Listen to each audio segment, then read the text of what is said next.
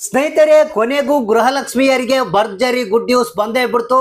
ಇವತ್ತ ಮೇ 15ನೇ ತಾರೀಕು ಬುಧವಾರ ನಿಮ್ಮ ಖಾತೆಗಳಿಗೆ 10 ಮತ್ತು 11ನೇ ಕಂತಿನ ಹಣ ಒಟ್ಟಿಗೆ ಬಿಡುಗಡೆ ಆಗ್ತಾ ಇದೆ.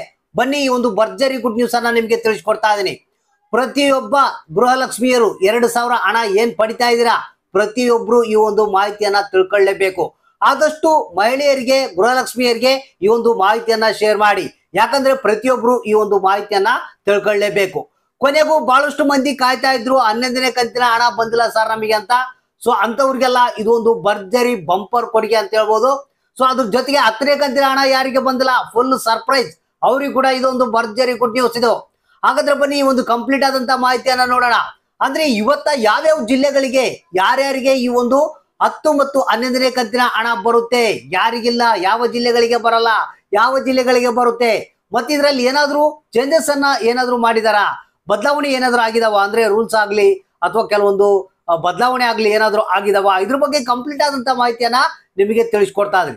ಪ್ರತಿಯೊಬ್ರು ಅಂದ್ರೆ 9ನೇ ಕಂತಿನ ಹಣವನ್ನ ಪಡೆದು 10ನೇ ಕಂತಿನ ಹಣಕ್ಕಾಗಿ ಕಾಯ್ತಿರುವಂತವ್ರಿಗೆ ಗುಡ್ ನ್ಯೂಸ್, ಹಾಗೂ 10ನೇ ಕಂತಿನ ಹಣವನ್ನ ಪಡೆದು 11ನೇ ಕಂತಿನ ಹಣಕ್ಕಾಗಿ ಯಾರು ಕಾಯ್ತಾ ಇದ್ರ ಅಂತವ್ರಿಗೆ ಗುಡ್ ನ್ಯೂಸ್ ಇದು. ಇವತ್ತ 10 ಮತ್ತು 11ನೇ ಕಂತಿನ ಹಣ ಎರಡು ಒಟ್ಟಿಗೆ ನಿಮ್ಗೆ ರಿಲೀಸ್ ಮಾಡ್ತಾ ಇದ್ದಾರೆ ಮಹಿಳಾ ಮತ್ತು ಮಕ್ಕಳ ಕಲ್ಯಾಣ ಅಭಿವೃದ್ಧಿ ಇಲಾಖೆಯವರು. ಇದೀಗ ಬಂದಿರುವಂತ ಲೇಟೆಸ್ಟ್ ನ್ಯೂಸ್ ಅನ್ನ ನಿಮ್ಗೆ ತಿಳಿಸ್ಕೊಡ್ತಾ ಇದೀನಿ. ಪ್ರತಿಯೊಬ್ರು ವಿಡಿಯೋನ ಪೂರ್ತಿಯಾಗಿ ನೋಡೋದಕ್ಕೆ ಟ್ರೈ ಮಾಡಿ, ಜೊತೆಗೆ ಆದಷ್ಟು ಮಂದಿಗೆ ಈ ಒಂದು ಮಾಹಿತಿಯನ್ನ ಶೇರ್ ಮಾಡಿ. ಬನ್ನಿ, ಈ ಒಂದು ಹೊಸ ಅಪ್ಡೇಟ್, ಇದೀಗ ಬಂದಿರುವಂತ ಹೊಸ ಅಪ್ಡೇಟ್ ಅನ್ನ ನಿಮ್ಗೆ ತಿಳಿಸ್ಕೊಡ್ತಾ ಇದೀನಿ.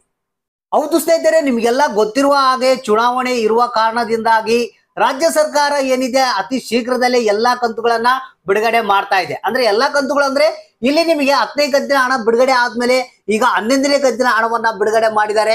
ಸೊ ಅದ್ರ ಜೊತೆಗೆ ನೆಕ್ಸ್ಟ್ 12ನೇ ಕಂತಿನ ಹಣ ಕೂಡ ಅತಿ ಶೀಘ್ರದಲ್ಲಿ ಬಿಡುಗಡೆ ಮಾಡ್ಬೇಕಂತ ಪ್ಲಾನ್ ಇದೆ.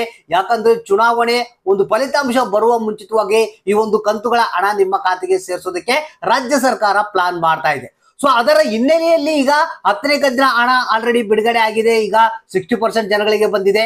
11ನೇ ಕಂತಿನ ಹಣ ಕೂಡ ಬಿಡುಗಡೆ ಮಾಡಿದರೆ ಒಂದು 40% ಜನಗಳಿಗೆ ಬಂದಿದೆ. ಇನ್ನು ಉಳಿದಂತ ಜನರಿಗೆ ಯಾರಿಗೆಲ್ಲ ಈ ಒಂದು 10 ಮತ್ತು 11ನೇ ಕಂತಿನ ಹಣ ಬಂದಿಲ್ಲ, ಸೊ ಅಂತವ್ರಿಗೆ ಇವತ್ತ ಬೆಳಿಗ್ಗೆ 10 ಗಂಟೆ ಮೇಲ್ಪಟ್ಟು ನಿಮ್ಮ ಖಾತೆಗಳಿಗೆ ಈ ಒಂದು ಹಣ ಸೇರ್ತಾ ಇದೆ. ಸೊ ಇಲ್ಲಿ ನಿಮಗೆ ಮೊದಲಿಗೆ ಯಾವ್ಯಾವ ಜಿಲ್ಲೆಗಳಿಗೆ ಯಾವ್ಯಾವ ಕಂತುಗಳ ಹಣ ಬರ್ಬೋದು, ಯಾರಿಗೆಲ್ಲ ಬರುತ್ತೆ ಅನ್ನೋದ್ರ ಬಗ್ಗೆ ಕೂಡ ಒಂದು ಸಣ್ಣ ಅಪ್ಡೇಟ್ ಇದೆ, ಅದನ್ನ ತಿಳಿಸ್ಕೊಡ್ತೀನಿ. ಸ್ನೇಹಿತರೆ, ಇಲ್ಲಿ 11ನೇ ಕಂತಿನ ಹಣ ಸ್ಪೆಷಲ್ ಏನಪ್ಪಾ ಅಂತಂದ್ರೆ ಈ ಬಾರಿ ಪ್ರತಿಯೊಬ್ಬರಿಗೂ 11ನೇ ಕಂತಿನ ಹಣ ಬರುತ್ತಂತ ರಾಜ್ಯ ಸರ್ಕಾರ ತಿಳಿಸಿದೆ. ಯಾವುದೇ ರೀತಿ ಪ್ರಾಬ್ಲಮ್ ಆಗಲ್ಲ, ಯಾವುದೇ ರೀತಿ ಹಣ ಬಂದಿಲ್ಲ ಅಂತ ಹೇಳೋಕೆ ಸಾಧ್ಯನೇ ಇಲ್ಲ. ಆ ರೀತಿಯಾಗಿ ಹಣವನ್ನ ನಾವು ನಿಮ್ಮ ಖಾತೆಗಳಿಗೆ ಹಾಕ್ತೀವಿ ಅಂತ ರಾಜ್ಯ ಸರ್ಕಾರ ತಿಳಿಸಿದೆ.